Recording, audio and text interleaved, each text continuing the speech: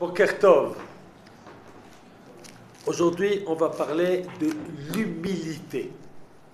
Quel rapport avec la paracha de Vayikra? Avec le premier mot de la paracha. Le premier mot de la paracha, c'est Vayikra. Et si vous regardez dans un chumash, vous verrez que le mot Vayikra est écrit avec un aleph petit. Pourquoi l'aleph est-il petit? Alors, le Baal HaTurim, vous savez qui c'est le Baal HaTurim? C'est Rabbi Yaakov, fils de Rabbi Asher, qui a écrit un livre très important, le livre d'Halacha, sur lequel se base ensuite le Shulchan Aruch. Il a aussi écrit un commentaire de la Torah avec plein de jolies choses. Et alors, dans ce commentaire, il explique pourquoi le petit aleph.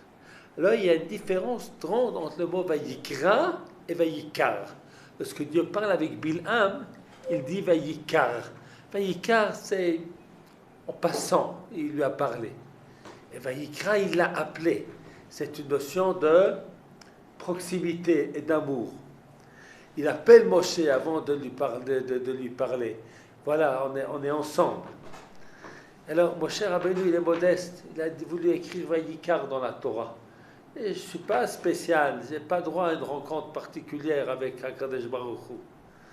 Alors, HaKadosh Baruch Hu, il a dit non, toi, tu es mon ami. On va mettre Vayikra. Mais pour respecter la notion d'humilité de Moshe Rabbeinu, le Aleph, il est petit. Voilà ce qu'explique le Baal HaTurim. Maintenant, cette notion d'humilité, d'où vient-elle? Eh bien, il faut savoir qu'il y a un pasuk de la Torah qui nous ordonne l'humilité, l'interdiction de l'orgueil.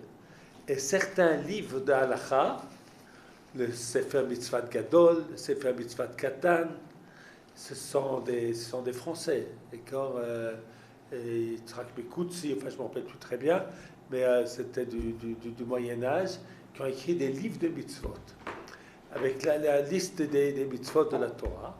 Eux, ils ont compté dans la liste des mitzvot la mitzvah d'être modeste ou l'interdiction d'être orgueilleux. Et ils la prennent du verset du Parshat Ekev. Ishamer lecha pentishkach et Hashem elokecha. Donc, faites bien attention, c'est le verset 11 du chapitre 8, de ne pas oublier Hashem ton Dieu, de ne pas faire ses mitzvot, etc.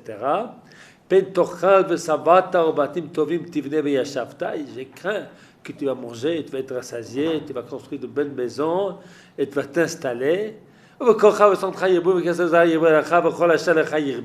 plein d'argent, voilà, l'argent investi en bourse, investi en or, et tout. Et qu'est-ce qui va se passer à ce moment-là? Ton cœur va s'élever. Et tu vas oublier Hashem ton Dieu qui t'a sorti du pays d'Égypte, de la maison d'esclaves. Tu vas t'enorgueillir. Et voilà ce qu'il ne faut pas faire. Alors maintenant, on va essayer de comprendre qu'est-ce que ça signifie l'humilité.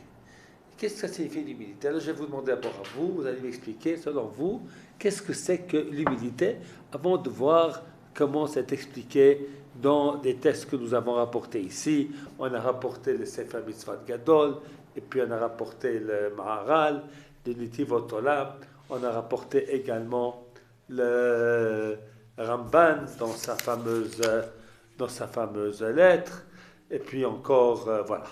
Alors, j'aimerais entendre de vous comment vous comprenez ce que c'est l'humilité. On commence par Yosef. Moi, je pense que je définis l'humilité en fait par l'orgueil, que quand on est orgueilleux, en fait, comme on se dit que, en fait, on peut se dire que tout nous est acquis parce qu'on a déjà un certain niveau. Du coup, on ne va pas essayer de progresser. Tandis que si on part d'une vision d'humilité, on va essayer de se dire je peux toujours m'améliorer. Tout bien. Eh bien, Yosef nous explique que l'humilité est nécessaire parce que si on est orgueilleux, on pense qu'on est déjà arrivé, et alors on ne progresse plus. Et voilà, alors ça c'est donc très, très bien, très jolie explication. Et qu'est-ce qu'il dit Daniel? Moi je pense que l'orgueil, il ne faut pas non plus complètement s'en éloigner, parce que si on n'est pas du tout orgueilleux, on se dit alors je suis rien, moi je suis personne, je ne peux pas étudier la Gemara, qui je suis pour toucher une Gemara? Je pense qu'il faut quand même avoir un petit peu, mais pas... Pas trop. C'est ça, il faut alors, juste savoir doser et... Alors, Voilà, Daniel met on l'accent trouve un sur le juste fait milieu entre, que, Daniel met l'accent sur le fait qu'il faut doser les choses. Parce que si on va dire qu'on est être humble, voilà d'ailleurs bien que le Rambam écrit qu'il faut de l'humilité, il faut aller à l'extrême, mais Daniel dit attention, c'est dangereux. Il faut attention, et si on pense qu'on n'est rien, alors mais je suis rien, donc je comprends rien, donc je fais rien. Donc voilà pourquoi je vais étudier la Torah, pourquoi je vais faire des efforts dans la vie. Donc c'est un danger. C'est un danger de trop d'humilité, dangereux, nous explique Daniel. Et Raphaël, qu'est-ce qu'il nous dit? Qu'est-ce que c'est que l'humilité? Alors pour moi, l'humilité, c'est pas rabaisser les autres. Par exemple, quand les gens sont orgueilleux, par exemple, ils vont, je sais pas, ils vont se lever à la tous les matins, et ils vont voir leurs copains qui ne se lèvent pas forcément à la tous les matins. J'ai pas entendu. Je me suis dit que c'est pas humilier les autres. Par exemple, celui qui se lève à la tous les matins et qui va voir ses copains qui ne se lèvent pas forcément à la il va dire ah moi je me suis levé, vous n'êtes pas levé, votre nuit, etc. Ça c'est de l'orgueil. Donc en fait l'humilité c'est pas aller leur dire crier sur tous les toits toutes les méthodes que tu fais. Donc nous explique Raphaël que l'humilité c'est de ne pas crier sur tous les toits ce que l'on fait, c'est être discret. Très belle explication aussi. Et qu'est-ce qu'il nous dit donc toi tu es d'accord avec ça c'est Michael, d'accord? Et qu'est-ce qu'il dit Noach? Alors moi ça rejoint un peu ce qu'il dit Raphaël, c'est qu'il ne faut pas se mettre trop en avant. Il faut garder un peu une distance comme ça, mais aussi parce que si on se met trop en avant, on va penser que ça vient de nous, et que tout vient de nous, et qu'on est finalement nous le centre, qui faisons tout, alors finalement tout vient d'Hachem Yitbarach. Alors tu ajoutes encore un point important, et ce point que toi tu dis, c'est ce qui est marqué dans le Sefer Mitzvah de Gadol. C'est-à-dire ce que dit Noach, c'est d'être conscient que ce que l'on a, ça vient d'Hachem Yitbarach. Regardez ce que dit le Sefer Mitzvah de Gadol. Ishamer lecha pen tishkach et Hashem Elokecha azhara. Donc ce verset-là est un avertissement. Ça veut dire que c'est un commandement négatif. Chez lo yidgahu bnei Israël que HaKadosh Baruch Hu mashpia lem tova. Que lorsque HaKadosh Baruch Hu leur fait que tout est bien, qu'ils ne s'enorgueillissent pas. V'yomru שברווח שלהם ובעוצם ידם בעמלם אסור ויביכו כל זה ולא יחזיקו טובה על הקדוש ברוך הוא מחמד גאונם. Alors il dit voilà le grand danger c'est que lorsqu'on en réussit c'est de penser que notre réussite dépend de nous et pas d'Hachem Yitbarach. Alors ça c'est donc ça va tout à fait dans le sens de ce que nous a expliqué Noach, nachon. Et comme maintenant on va voir que ce que vous avez, les autres ont dit, ça va se trouver aussi dans des textes d'une manière ou d'une autre. Alors on va passer à l'autre page et puis on va voir ce que nous dit le Ramban. Là il y a une lettre très fameuse, la lettre que le Ramban a écrite à son fils. Et là-dedans il parle du danger de l'orgueil. Mais alors il va dans un sens un peu différent, un peu dans le sens de Raphaël. Alors on va regarder ce qu'il nous dit. Et maintenant mon fils, et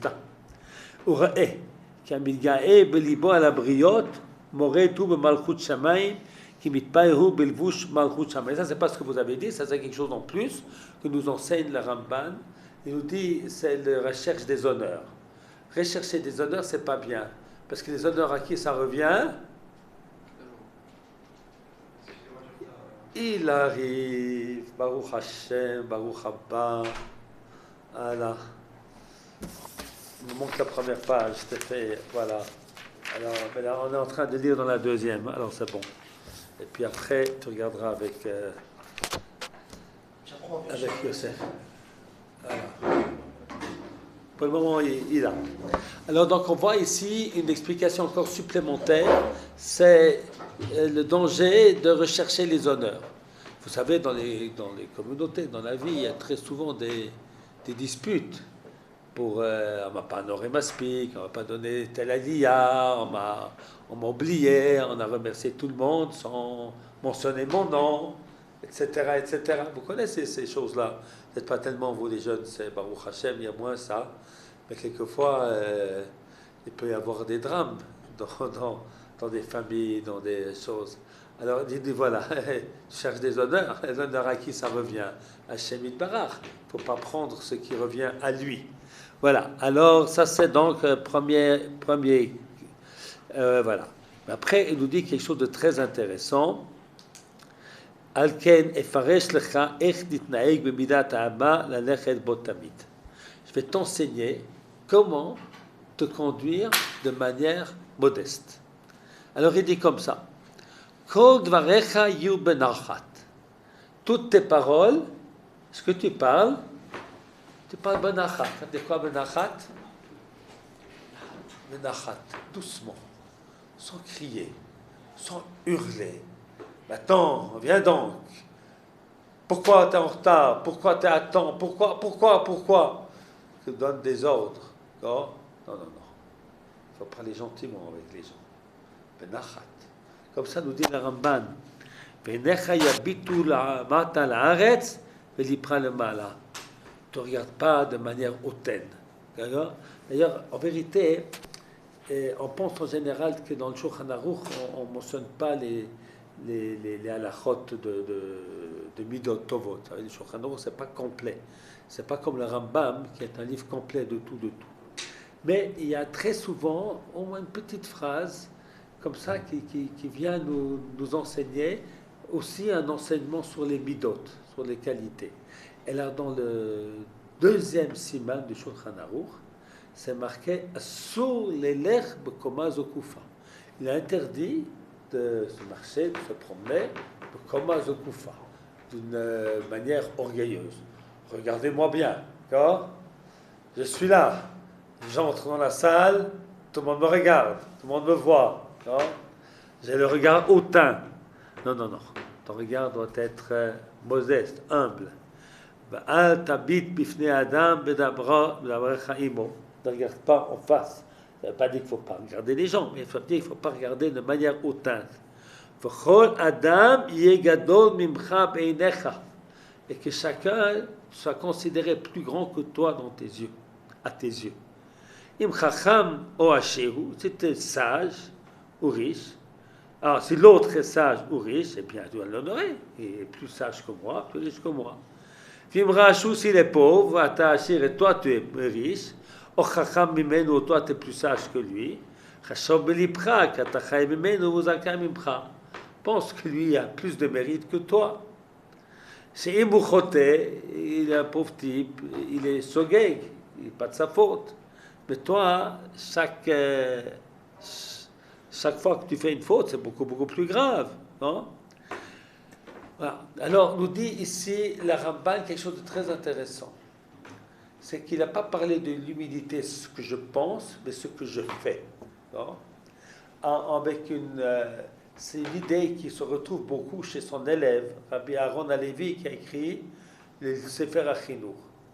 Il dit qu'Adam nifal lefi peulotav, c'est-à-dire que nos midot, notre intérieur, eh bien, elle est influencée par ce que l'on fait. En général, on dit le contraire. C'est parce que je suis bien que je vais avoir de bonnes actions. Mais quelquefois, je ne suis pas si bien que ça. Alors, il nous dit, le Ramban, tu t'exerces. Hein, tu vas faire l'effort de parler gentiment à tout le monde. Non? Tu vas faire l'effort d'être respectueux dans les fêtes. Et ça va engendrer en toi de l'humilité. Non? Donc, on est dans une explication un petit peu différente, celle de Ramban, où il est entré dans les fêtes. C'est-à-dire que l'humilité, c'est un comportement humble, pas un comportement hautain. Alors, je crois que c'est très très beau ce qu'il nous dit. Et puis, alors il nous dit, des raisons qu'on donne aussi pour la kippa, d'être toujours conscient qu'on est dépendant d'Akadosh Baruch Hu. Alors, nous, on a donc vu avec le Sefer HaMitzvot, on a vu que la notion essentielle de l'humilité, c'est de savoir que ce que nous avons, ça vient d'Hashem Yitbarach. Et puis avec le Ramban, on a vu que chercher des honneurs, c'est pas bien, parce que l'honneur revient à Hachem. Et puis que l'humilité aussi, c'est un exercice avec un comportement. C'est très très intéressant. Et maintenant, on va voir encore deux textes du Maharal. Non? Alors, le Maharal, il nous donne quelque chose d'assez profond. Alors, il apporte deux textes qui, a priori, disent presque la même chose, mais pas tout à fait. Alors, il y a... כן, כן. אז ככה עקב ענווה יראת השם. זה הפסוק dans les proverbes, dans Mishlé. עקב ענווה יראת השם. Suite à la modestie, il y a la crainte de Dieu. Et puis, il y a un autre texte qui nous dit comme ça. Ken.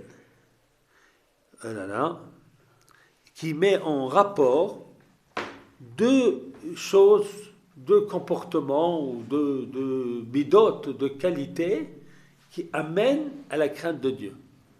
Alors il apporte, c'est dans Shir HaShirim, Ma she'asta chokhma atara le rosha, asta annava, il y a une erreur, ekev le siluta. Alors, à propos de la sagesse, il y a un verset qui nous dit Reshit Chochma Yirat Hashem. Alors, je vais vous expliquer comment on comprend ce verset habituellement et comment on l'a compris le Maharal. Habituellement, on comprend Reshit Chochma Yirat Hashem. La première sagesse, c'est la crainte de Dieu. C'est-à-dire, vous pensez qu'être sage, être intelligent, c'est de pouvoir réussir, je ne sais pas, moyenne de 20 sur 20 dans tous les examens au baccalauréat. Ah, je suis très intelligent, non? Ou d'avoir un QI, je ne sais pas de combien, ou de réussir les psychométriques avec entre 700 et 800, comme ça. Non? Voilà. Alors, voilà. Alors ça, c'est Chokhmah. Un des versets dit non. La vraie sagesse, c'est Yirat Hashem. C'est le verset Chokhmah. Alors, il faut expliquer pourquoi. Parce qu'en vérité, vous allez expérimenter dans la vie, ce n'est pas toujours les gens les plus intelligents, les plus rapides qui réussissent le mieux. Pas toujours. Parfois, ils réussissent. Baruch Hashem, c'est pas... Khalila, on ne va pas maudire les gens qui ont, Baruch Hashem, qui ont été bénis de pouvoir bien réfléchir. Pourquoi? Parce qu'ils sont en danger. Ils sont en danger, ils sont rapides de ne pas faire d'efforts. Et puis ils sont en danger d'être un petit peu orgueilleux. Voilà. Ils sont en classe. Le prof doit répéter 5 fois pour que la plupart des élèves comprennent. Et lui, avant qu'il ait terminé la première fois, il a déjà compris. Hein? Voilà. Alors, ça peut entraîner d'avoir des défauts de caractère, de l'orgueil. Hein?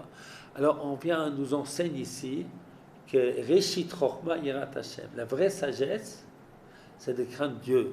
Ça veut dire de savoir choisir dans ce que je vais faire entre le bien et le mal. Ça, c'est la véritable sagesse, parce que tu peux être un génie malfaisant, non? Est-ce que Poutine, il est intelligent ou il est bête? C'est une très bonne question. Hein? Vraisemblablement qu'il n'est pas idiot, non? Mais il est vraiment bête, il est méchant. Voilà. Non? Donc, alors, il ne sait pas faire la distinction entre le bien et le mal. Non? Alors, on nous dit la véritable sagesse, c'est Yirat Hashem. C'est de savoir faire la distinction entre le bien et le mal. Première explication de ce verset. Mais le Maharal a compris ça autrement. Reshit Chokhmah Yirat Hashem. C'est-à-dire qu'il dit que la Chokhmah, c'est ce qui amène à la crainte de Dieu. Non? Voilà, pas ce que j'ai expliqué maintenant. D'accord? Alors, la Chokhmah ici, dans le sens c'est pas non plus les mathématiques, mais c'est l'étude de la Torah. C'est Chokhmah ta Torah. Tu étudies la Torah, ça peut t'amener, ou ça doit t'amener, à la crainte de Dieu. Maintenant, il va expliquer quelle est la différence entre Anava, l'humilité, et la Chokhmah. Alors, il nous dit quelque chose d'intéressant. La sagesse, étudier la Torah, c'est un chemin pour arriver à la crainte de Dieu. Mais ce n'est pas automatique. Parce que tu peux t'arrêter sur l'échelle au milieu. Tu as étudié beaucoup, mais tu n'arrives pas à Yirat Hashem. C'est-à-dire, ce n'est pas automatique. Mais l'humilité, dit-il, c'est ça le sens du verset. Ekev anava Yirat Hashem. Ekev, c'est le talent. On ne peut pas séparer le talent du reste du corps de l'homme. Ekev anava yirat Hashem. Si tu es humble, tu vas arriver à la crainte de Dieu. Non? Pourquoi? Quel est le rapport? Parce que si tu es humble, eh bien, tu sais que tu dépends d'Hashem Yitbarach, tu ressens cette dépendance, eh bien, tu vas faire sa volonté. Non? Voilà, donc ça, c'est l'explication très intéressante du Maharal. Regardez, donc, j'ai mis en gras au milieu. Vahayira ou Ekev la Nava. Il y a crainte de Dieu et Ekev la Nava. Et suite à la modestie, à l'humilité. Comme Kasheru Bal Anava, Ifshar Shelo Yere Hashamayim. S'il est humble, c'est sûr qu'il va être craindre le ciel. Lo comme Chokma, pas comme la sagesse. Shefshar Sheye Chacham, Velo Yere Elohim, mais qui ne craint pas Dieu.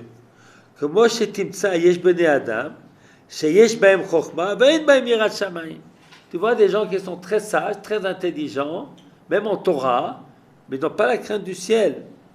Ve'im Shevadai Achokma Achana Shal Yada Magia Yirat Hashem.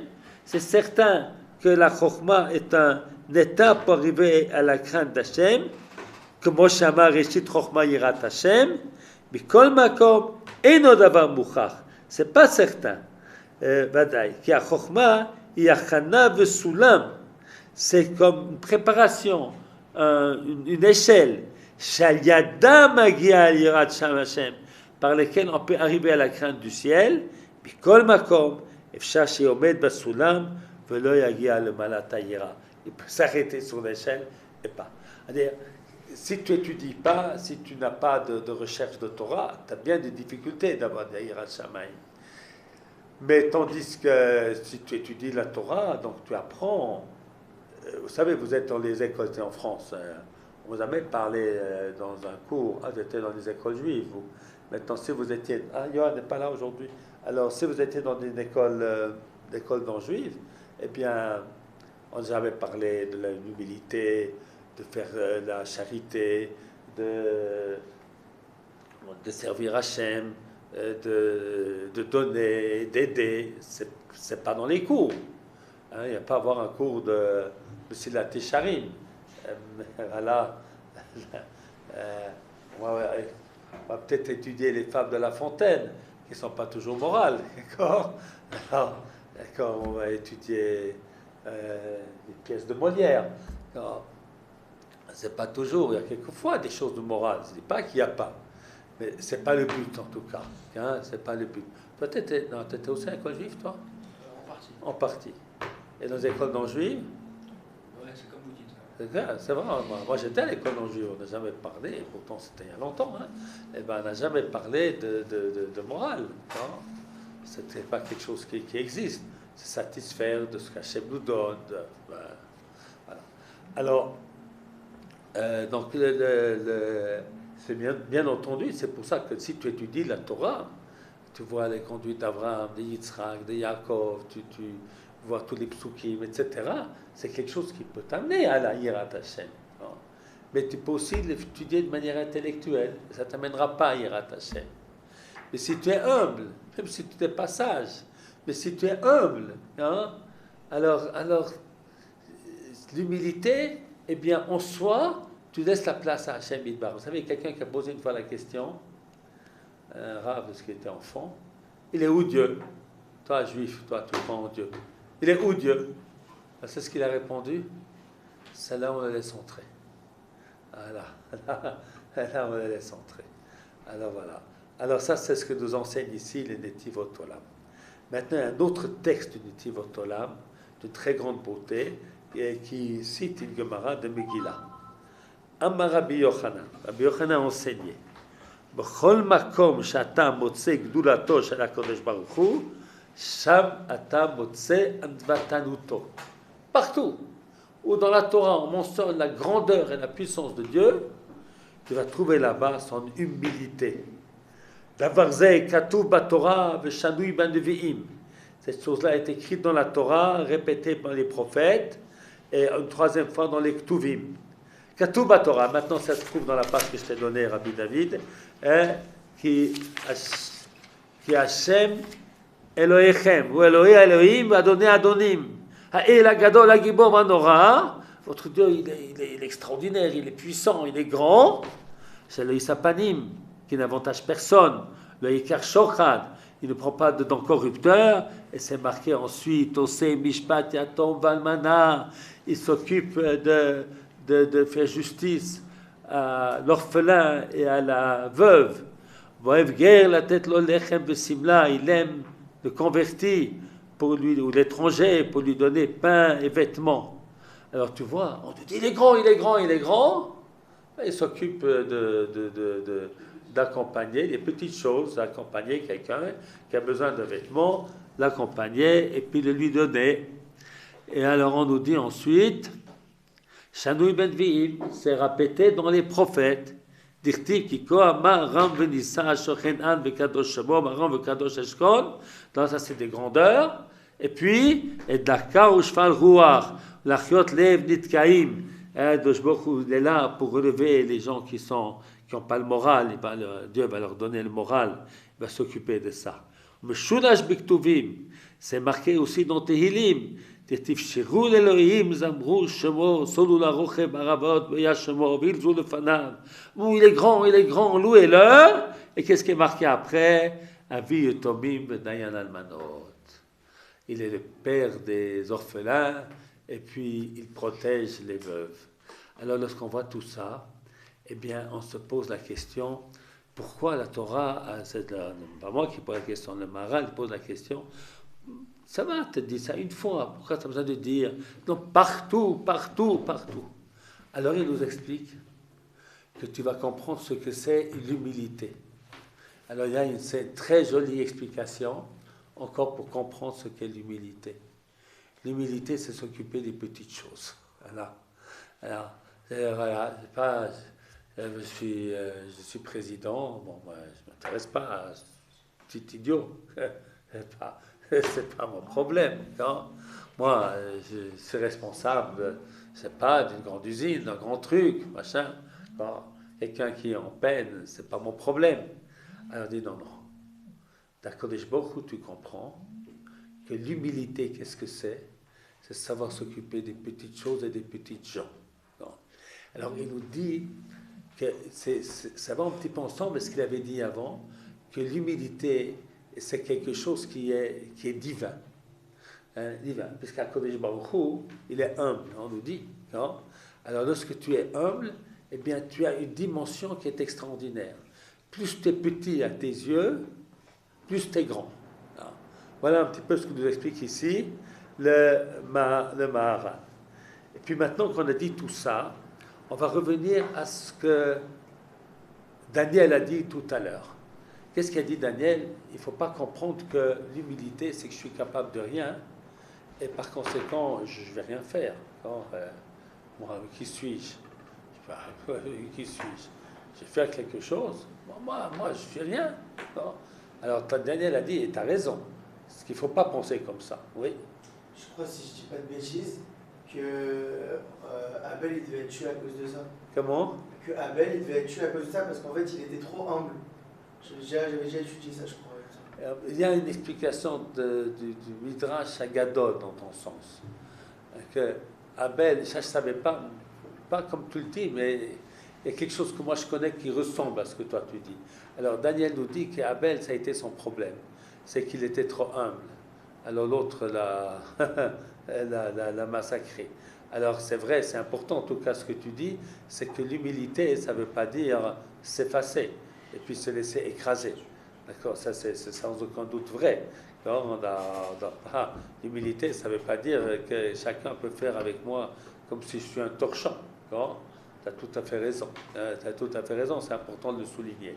Alors, on a ici un verset dans la Torah qui va aller dans le sens de ce que tu as dit. Maintenant, toi, tu as parlé de manière générale. Là, on parle plus particulièrement de quelqu'un qui étudie la Torah, de quelqu'un qui est arabe, de quelqu'un qui va... Il nous dit, dans le verset, dit comme ça, Lotakiru panim bamishpat, kakaton kagadol tishmaul. Donc, ne demandez personne dans la justice, écoutez le petit et le grand de la même manière. C'est très intéressant dans la halakha, on nous dit, tu as deux personnes qui viennent au tribunal. L'un, il est habillé avec un costard. Vous savez, il a acheté à... Il n'a pas acheté à Carrefour, il a acheté à... je ne sais pas où, un truc, vous savez, qui vaut 1000 euros, quoi. Et super bien habillé, chemise blanche, blanche crème, comme ça, avec des cravates avec rouge vif, et puis des souliers pointus, et très, très, très joli, très beau. Dès qu'il entre, ça fait impression. Et puis l'autre avec qui il se dispute, il est habillé avec habillé comme normal, quoi, avec des jeans un petit peu troués, un petit peu, c'est un travailleur, il a un t-shirt. Alors ils viennent tous les deux au tribunal. Alors la Gemara nous dit, c'est la Gemara dans Sanhedrin, il dit à celui-là, tu as le choix.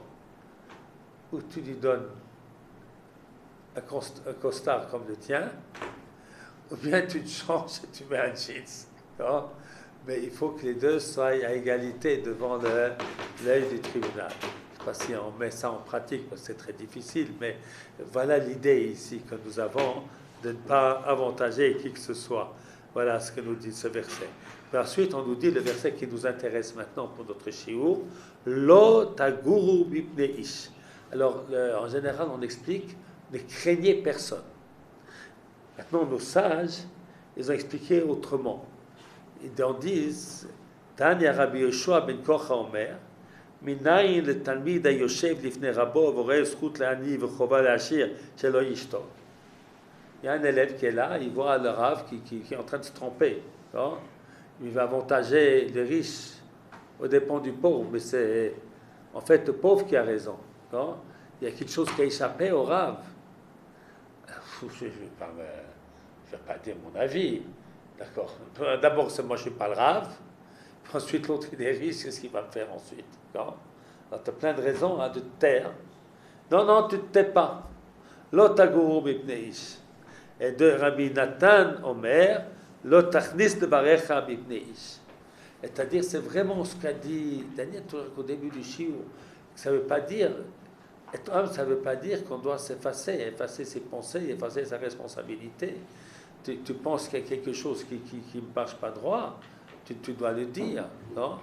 Tu es un rave qui pense une halakha, mais tu dois dire ta halakha comme tu le penses, et pas dire je vais me taire, non? J'ai un livre qui va sortir bientôt de Mitot HaMechaber Chelek Gimel. Alors en fait, j'ai posé la question au début dans l'introduction, j'ai écrit une introduction. De quel droit je dis halakha? Je ne suis pas le décisionnaire de la génération. Alors, de quel droit me permets-je de dire des halakhot? Alors, la réponse que je donne, voilà, c'est que je ne dis pas que j'ai raison. Je donne mon opinion, j'apporte des preuves. Celui qui est convaincu de ce que je dis, il prend. Il n'est pas convaincu, il ne prend pas. Il pense que je me trompe, il m'informe, et puis il va me convaincre, je changerai d'avis. Alors, si je disais j'ai raison parce que c'est moi qui l'ai dit, alors ça, c'est pas permis. Ça, c'est de l'orgueil. Non? Maintenant, si je dis c'est ce que j'ai compris avec le cadeau qu'Hachem m'a donné dans ma vie, de pouvoir étudier et comprendre, et puis ensuite, voilà, je vous donne des arguments. Vous prenez, vous prenez pas, c'est très bien. Non? Alors ça, c'est permis. Non seulement c'est permis, à mon avis, c'est obligatoire. Et c'est le sens de l'otaguru bipneish. À dire que l'humilité ne doit pas nous amener à effacer. On doit nous amener à respecter, à se respecter les uns les autres, à ne pas être hautain. Vous savez, comme le Ramban nous a dit, le comportement hautain, de haut en bas, crier sur les gens, voilà, dire moi j'ai raison parce que je suis le meilleur. Tout ça, c'est absolument interdit. C'est rechercher les honneurs, rechercher le kavod. Vous savez, le kavod, c'est quelque chose qui passe vite. Hein? C'est beaucoup d'illusions. C'est beaucoup d'illusions. Et cette recherche-là, elle est absolument malsaine. Et savoir que tout ce que nous avons, ça vient d'Akadosh Baruch Hu. Combien les choses sont fragiles dans ce monde. Combien c'est fragile. Combien la roue, elle tourne vite. Alors il faut prier Hachem. Parce qu'on on a bien, on a tout. d'être toujours conscient que ce que l'on a, ça vient d'Hachem Yitbarach, de le remercier de toutes les bontés qu'il nous fait. Voilà.